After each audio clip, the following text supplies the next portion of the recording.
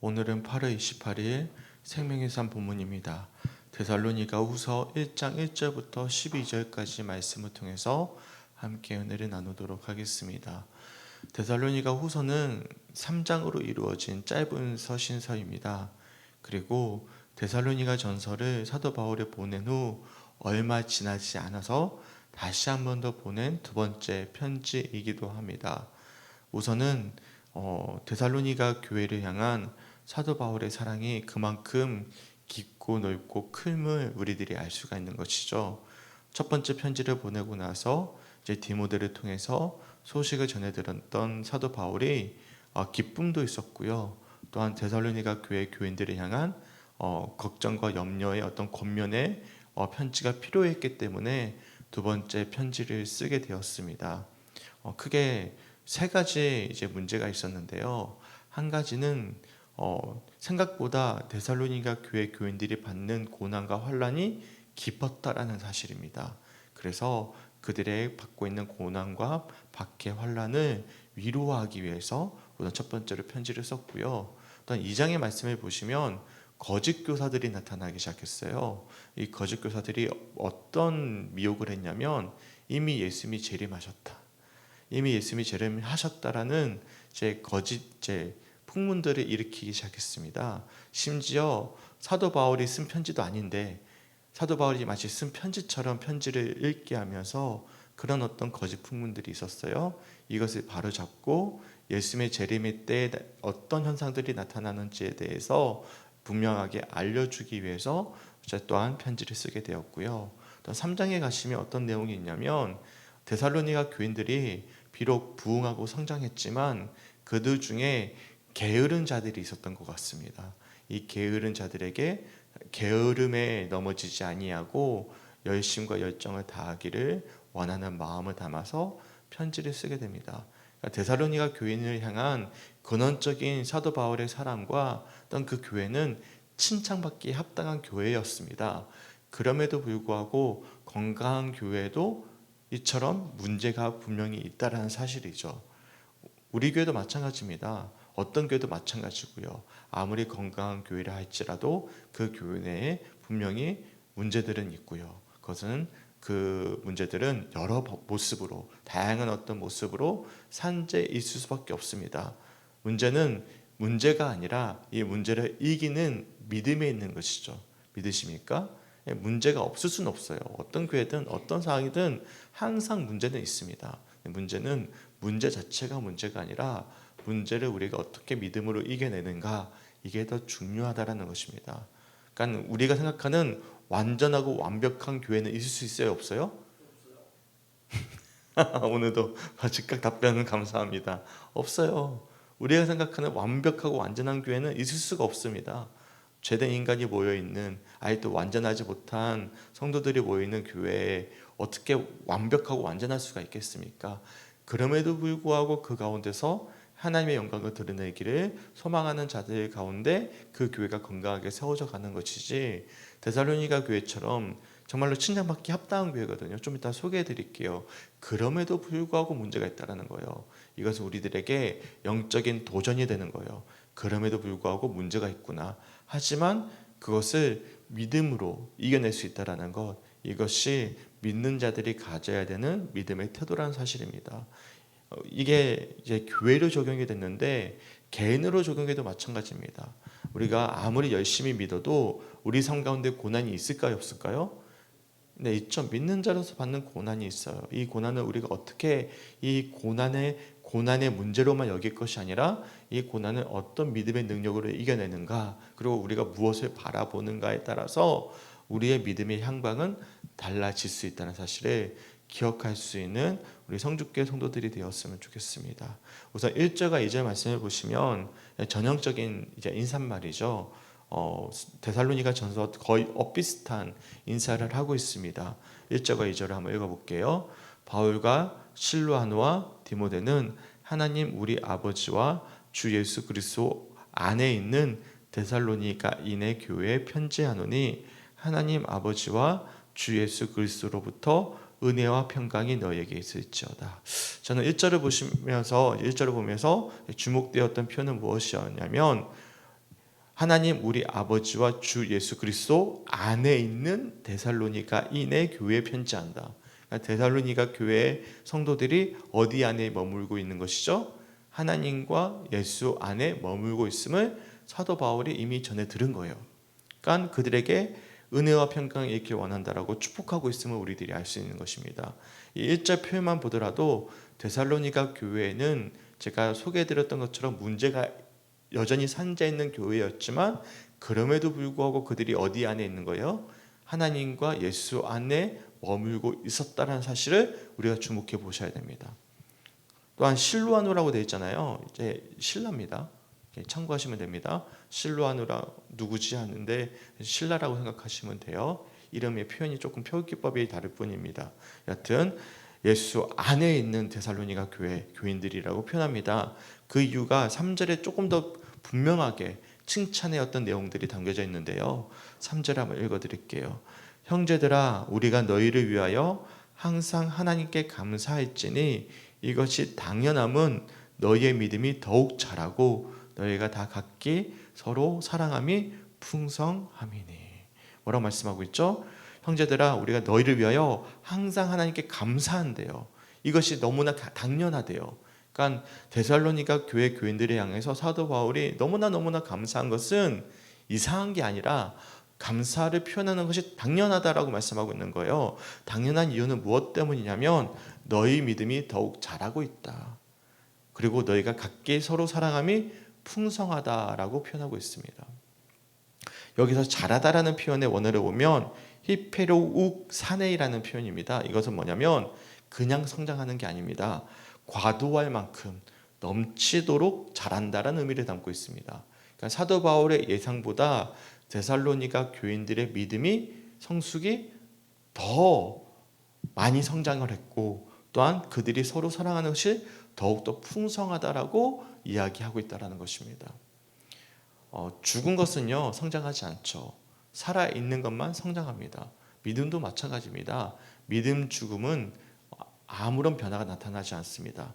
살아있는 믿음은 어떻게든 변화의 흔적이 나타나는 것이죠. 그러니까 데살로니가 교회는 죽은 믿음이 가지고 있는 성도들이 있는 교회가 아니라 살아있는 믿음을 가지고 있는 성도들이 머물고 있는 교회였음을 우리들이 알 수가 있어요.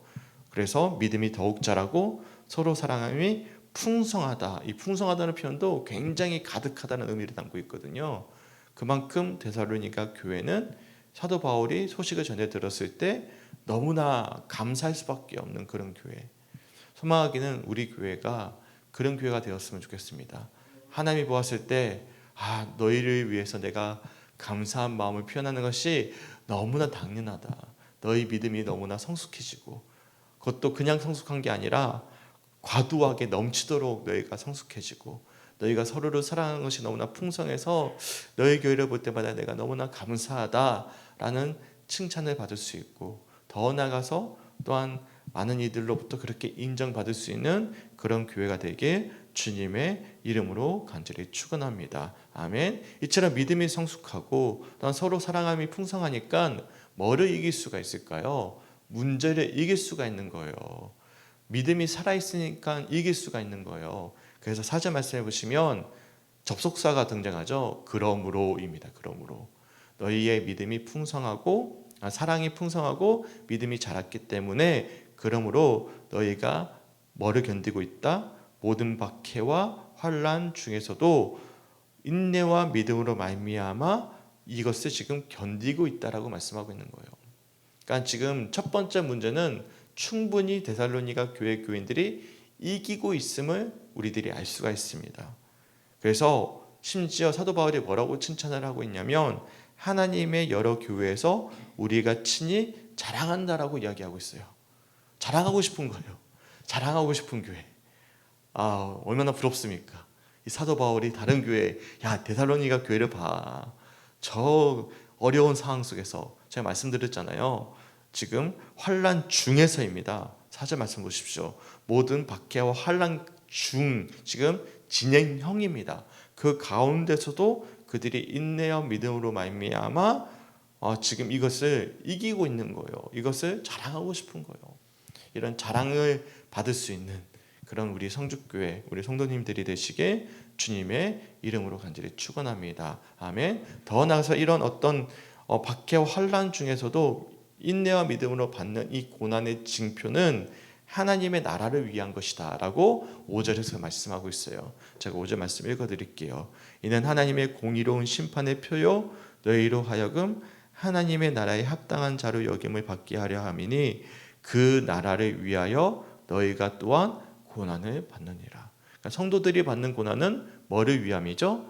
하나님의 나라를 위한 것임을 우리들이 기억하셨으면 좋겠어요. 하나님의 영광을 위해서 우리가 고난을 받는다는 사실을 기억하셔야 되는 거예요. 여기서 고난은 어떤 고난일까요? 내가 잘못돼서 받는 고난일까요? 내 욕심 때문에 받는 고난일까요? 뭐 때문에 받는 고난입니까? 믿음으로 인한 고난입니다. 그러니까 단순히 내가 어디가 아파서 뭐가 문제가 생겨서 받는 고난을 뜻하는 표현이 아니에요. 이것은 믿음으로 인해 받는 고난입니다. 이 고난은 크게 세 가지로 나눠서 우리가 볼 수가 있죠. 첫 번째는 핍박입니다.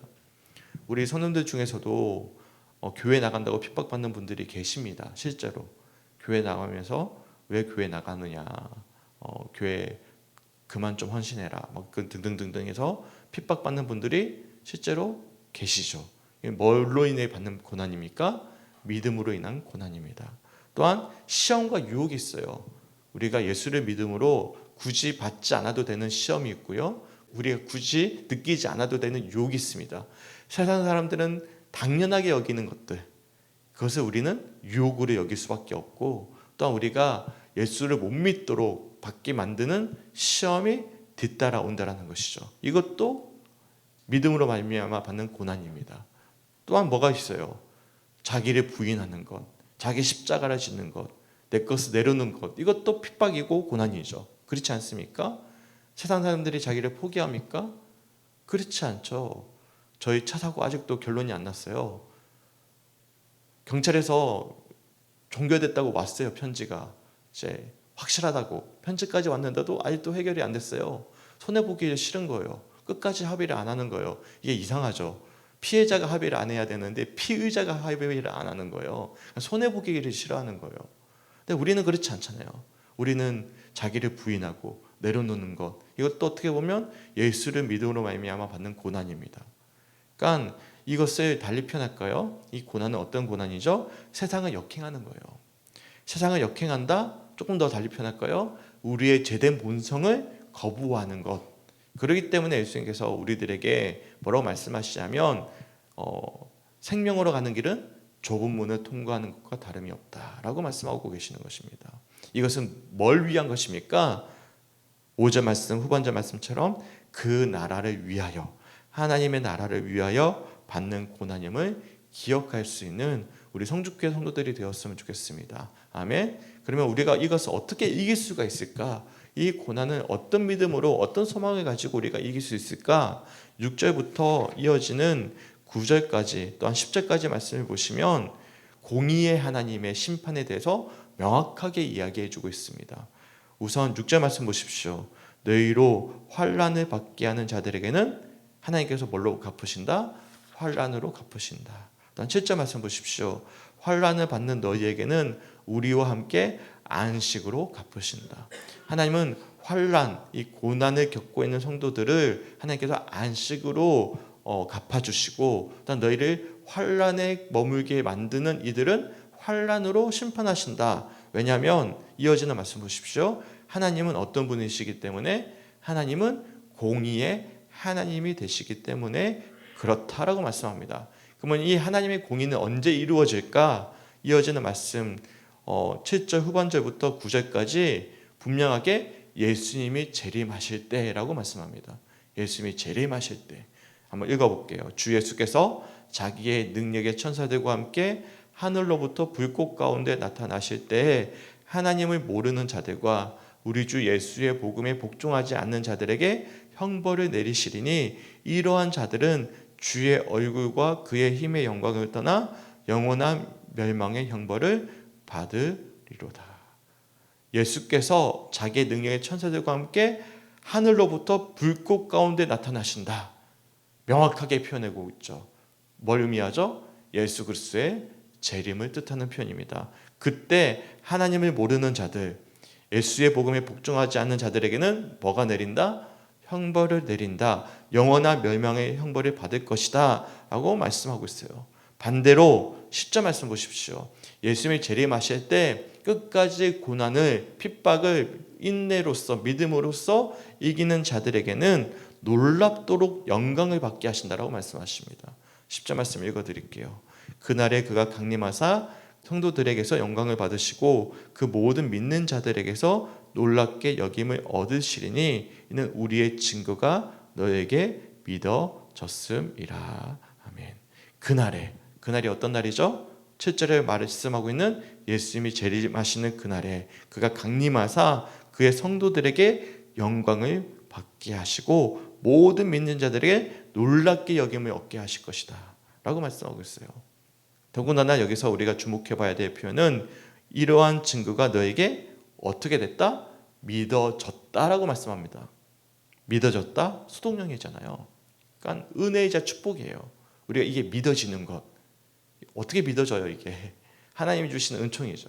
이게 믿어지는 것, 이게 바로 고난이자 환난을 이길 수 있는 근원적인 믿음의 능력이고 이것이 바로 축복임을 우리들이 알 수가 있습니다. 우리는 믿잖아요. 예수님이 재림하실 것을 소망하고 마지막 심판이 있을 것을 우리가 믿고 있지 않습니까? 이게 우리가 믿은 것입니까? 믿어진 것이죠. 하나님 주신 은총이죠. 그것이 있기 때문에 지금 우리가 받고 있는 환난과 핍박과 이런 좁은 길을 걸어가는 것을 넉넉히 감내할 수가 있는 거예요. 그렇기 때문에 우리가 이 고난의 어떤 어려움을 이길 수 있는 근원적인 믿음의 능력을 가지고 있다는 것이죠. 소망하기는 그런 고난을 이길 수 있는 믿음의 능력을 소유한 우리 성주교회 성도들이 되시게 주님의 이름으로 간절히 축원합니다. 아멘. 그래서 11절 말씀에 그래서 사도 바울이 이렇게 너희들을 위해서 항상 기도한다라고 고백합니다. 이러므로 우리도 항상 너희를 위하여 기도함은 우리 하나님이 너희를 그 부르심에 합당한 자로 여기시고 모든 선을 기뻐함과 믿음의 역사를 능력으로 이루게 하시고 라고 말씀하죠. 항상 사도 바울은 데살로니가 교회 교인들을 항상 사랑하는 거예요. 기억하고 있는 거예요. 항상 기도한대요.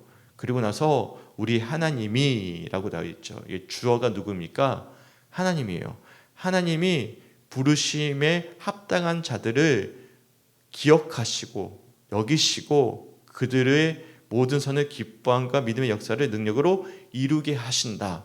그러니까 기도하는데 이 모든 고난의 능력을 이길 수 있도록 인도하시는 분은 주어가 누가 되시는 것이죠? 하나님이 되시는 거예요. 하나님이 이루게 하신다. 그렇기 때문에 내가 너희를 위해서 간절히 하나님이 이루게 하시기를 원하면서 기도한다라고 말씀하고 있는 거예요. 그리고 12절 말씀해 보시면 우리 하나님과 주 예수 그리스도의 은혜대로 우리 주 예수의 이름이 너희 가운데 영광을 받으시고 너희도 그 안에서 영광을 받게 하려 합니다. 너희에게 영광이 있기 원한다라고 축복하고 있음을 우리들이 말씀을 통해서 묵상해 볼 수가 있는 것입니다. 이처럼 데살로니가 후서 1장 1절부터 12절까지 말씀은 인사말과 더불어 첫 번째 데살로니가 교회 교인들에게 있었던 문제죠. 뭐죠?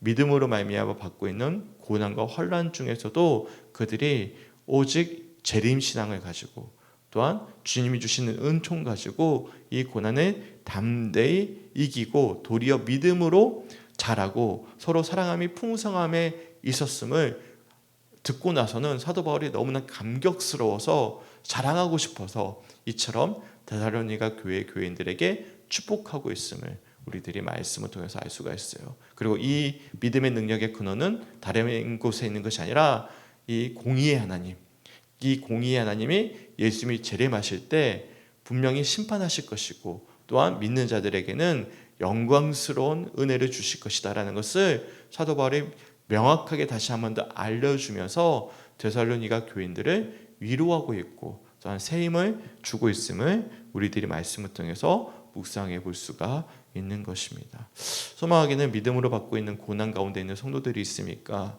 오늘 주시는 말씀들이 위로와 또한 믿음의 능력의 어떤 도전의 말씀들이 되시길 주님의 이름으로 간절히 축원합니다. 아멘.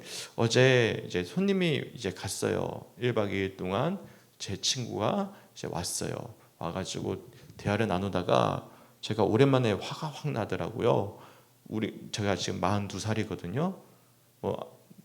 젊으면 젊죠. 목회자로서 42살이면 아직 저는 목회 시작도 안 했다고 생각하거든요. 제 목회 첫 이제 시작은 한 48, 9 돼야 이제 진짜 목회자가 된다라고 생각하는데 벌써부터 겉멋이 들어가지고 변질하기 시작한 친구들의 모습을 보게 되더라고요. 그래가지고 막 생색내고 막 그런 이야기를 하는 그런 친구들의 이야기를 들으면서 너무 속상하더라고요. 근데 반대로 정말로 어려운데도 불구하고 묵묵하게 믿음의 자리를 지키면서 계속해서 신실하게 정도의 길을 가고자 애를 쓰고 있는 그런 친구들의 이야기도 듣게 돼요. 그러니까 세상의 평가로 볼 때는 누가 이미 성공했습니까? 이미 큰 교회를 다니고 있고 잘 나가고 있는 친구들, 그래서 생색내고 있는 친구들이 잘나 보이죠. 하지만 저는 그래요. 고난받는 자들, 어려운 상황 속에서 묵묵하게 믿음을 지키고 있는 이 귀한 동력자들을 볼 때면 더 큰 감동이 돼요. 제가 이번에 좀 설교가 조금 의도하지 않았던 설교라서 조금 당황스러웠긴 했지만 구옥교회 갔을 때도 제가 의도적으로 모시고 왔던 이유는 뭐냐면 저는 그 목사님을 존경합니다. 왜냐하면 그 어려운 구옥교회를 떠나지 않고 계속해서 그 할머니들과 함께 모시면서 그렇게 목회를 한다는 것은 정말 누구도 알아주지 않거든요. 네, 그런 분들을 볼 때면 너무나 존경스러워요. 사실 그렇습니다. 그래서 우리가 받고 있는 고난과 환난이 전부가 아닌 것을 아는 자들만이 그렇게 할 수가 있는 거예요. 아니면 세상 사람들처럼 어떻게 하면 잘 먹고 잘 살까를 고민하겠죠. 믿는 자들은 그렇지 않다는 사실을 우리들이 알 수가 있는 것입니다. 소망하기는 우리 성주교회 성도들 속에서도 믿음으로 인하여 받고 있는 핍박, 시험과 유혹, 자기 부인과 내려놓음 등등등 세상을 역행하고 우리의 제대한 본성을 거부해야 되는 성도들이 분명히 있을 것입니다. 좁은 길을 걷고 있는 성도들이 분명히 있을 것입니다. 하지만 기억하시기 바랍니다. 우리의 삶은 끝이 아닙니다. 주님은 분명히 재림하실 것이고 하나님의 영광은 분명히 있을 거예요. 제가 그 최한도 성도님의 고백이 계속 기억에 떠오르는 게 이 땅에서 누릴 건 다 누렸지만 하늘나라의 상급이 없어서 내가 지금 해야 될 것이 많다라고 이야기하시는 이런 고백들, 이것은 정말로 제게는 감동적이었거든요. 근데 진짜 그게 맞는 말이에요.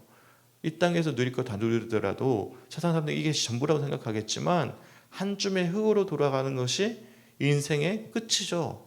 네, 진짜 하늘의 상급, 하늘나라의 영광을 누리는 자들이 될 수 있다는 것은 이것은 말할 수 없는 축복이라고 생각을 합니다. 우리 아내가 그러더라고요. 군청 앞에 어떤 법무사가 있대요. 매주마다 이제 그 법무사 할아버지인데 매주마다 오셔가지고 우스갯소리도 하시고 뭐 재밌는 이야기도 하시고 그러시더래요. 근데 어느 날부터 갑자기 안 보이시더래요. 며칠 동안. 그래서 무슨 일이 계신가 했더니 갑자기 이제 크게 아프셔가지고 돌아가시기 직전이신 거예요. 이게 인생인 거죠. 이런 인생들 속에서 우리는 근시안적으로 지금 여기서 어떻게 하면 세상에서 부귀영화를 누릴까 우리가 그렇게 소망하고 있지만 우리는 이미 알고 있잖아요. 뭘 알고 있습니까? 영원한 영광이, 영원한 하나님의 축복이, 은총이, 하늘나라의 상급이 하늘나라를 위해서 우리가 이미 고난을 받고 있다는 사실을 믿고 있다면 우리가 세상을 역행한 이 삶을 살아내는 것이 결코 어려운 일이 아니라 기쁨과 감사함의 일이 될 수 있다는 사실을 기억하면서 소망할 수 있는, 또한 믿음으로 인해 받고 있는 고난과 핍박과 시험과 유혹과 자기 부인과의 내려놓음을 도리어 믿음으로 승화시킬 수 있는 우리 성주교회 성도들이 되시길 주님의 이름으로 간절히 축원합니다. 그리고 그런 믿음의 여정을 걷고 계셔서 너무나 감사합니다. 제가 봤을 때 우리 성주교회 성도들은 이미 믿음으로 자라고 계시고 또한 서로 사랑함이 풍성함으로 가득해져 가고 있다라고 저는 믿습니다. 그래서 자랑할 수 있는 교회, 또한 하나님 영광 받으시고 또한 기뻐하시는 교회로 또한 성장해 갈 것임을 저는 소망합니다. 또한 그런 성도들이 고난과 핍박을 넉넉히 이겨내실 것이라 소망합니다. 이 말씀을 가지고 우리가 서로를 위해서 중보하며 기도할 수 있는 우리 모두가 될 수 있는 오늘 하루의 묵상이 되시길 주님의 이름으로 간절히 축원합니다. 아멘. 오늘도 마찬가지로 한기 기도가 없기 때문에 한 가지를 기도해 주셨으면 좋겠습니다. 고난받는 분들이 지금 계실까요, 없을까요? 믿음 때문에 분명히 있죠. 당장에 북한만 하더라도 예수를 믿는 것 자체만으로도 생명을 내놔야만 하는 분들이 계십니다. 그런 분들이 생각보다 전 세계에 너무나 많이 있어요. 이슬람권에 있는 성도들을 보면 믿는다는 이유만으로도 심한 박해를 받고 있는 분들이 계시고, 그곳에서 또한 이름도 없이 빛도 없이 선교 사역을 감당하고 계시는 선교사님들이 분명히 계십니다. 소망하기는 오늘 기도해 주실 때 우리가 받는 고난을 위해서만 기도할 것이 아니라 그런 핍박 속에서도 전 세계에 예수를 믿는다는 이유만으로 생명을 걸어야만 하는 이들, 또한 그런 곳에 가셔서 선교 사역을 감당하고 있는 선교사님들을 위해서 우리가 오늘 하루 함께 중보해 주셨으면 좋겠습니다. 당장에 우리 교회만 하더라도 4분의 선교사님을 섬기고 있고 또 한 분의 목사님을 섬기고 있습니다. 이분들을 위해서도 우리가 함께 중보해 줄 수 있는 오늘 하루가 되시길 주님의 이름으로 간절히 축원합니다. 아멘. 우리 함께 기도했으면 좋겠습니다. 하나님 아버지, 너무나 감사합니다. 데살로니가 후서의 말씀을 통해서 비록 데살로니가 교인들이 심한 핍박과 환난 가운데 있었음에도 불구하고 예수님을 믿는 믿음과 재림하실 소망을 가지고 이것을 넉넉히 감내하면서 도리어 믿음이 성숙해지고 자라나고 또한 사랑으로 풍성해져서 사도 바울이 너무나 기쁨이 감사함이 당연하다고 여길 수 있는, 그래서 자랑까지도 하고 싶은 교회로 그렇게 성장해 있었음을 말씀을 통해서 우리들이 묵상하게 됩니다. 우리 교회가 그런 교회가 되기 원하고 그런 성도가 되기 원합니다. 비록 우리가 고난을 믿음으로 말미암아 받는 고난이 있고 핍박과 유혹이 있고 또한 자기 부인과 내려놓음에 세상을 역행해야 되는 우리의 제된 욕망을 이겨내야 되는 좁은 길을 걷고 있지만 아버지께서 재림하실 그날을 바라보고 하나님의 나라를 위에 받는 이 모든 고난을 기쁨과 감사함으로 이겨낼 수 있는 믿음의 능력을 허락하여 주시고, 또한 하나님이 그렇게 우리 마음을 다스려 주셔서 그런 은혜 가운데 살아내는 오늘 하루가 될 수 있도록 하나님 인도하여 주시옵소서. 더 나아가서 믿음으로 말미암아 생명까지도 내어놔야 될 아버지 위험한 상황 속에 놓여있는 수많은 이들이 있습니다. 전 세계 그리스도인들을 위해서, 또한 그곳에서 선교 사역을 감당하고 있는 선교사님들을 위해서, 또한 오늘 하루 우리가 함께 중보할 수 있는 우리 모두가 될 수 있도록 주님 인도하여 주시옵소서. 감사드리며 우리를 사랑하시는 예수님의 이름으로 간절히 기도드렸습니다.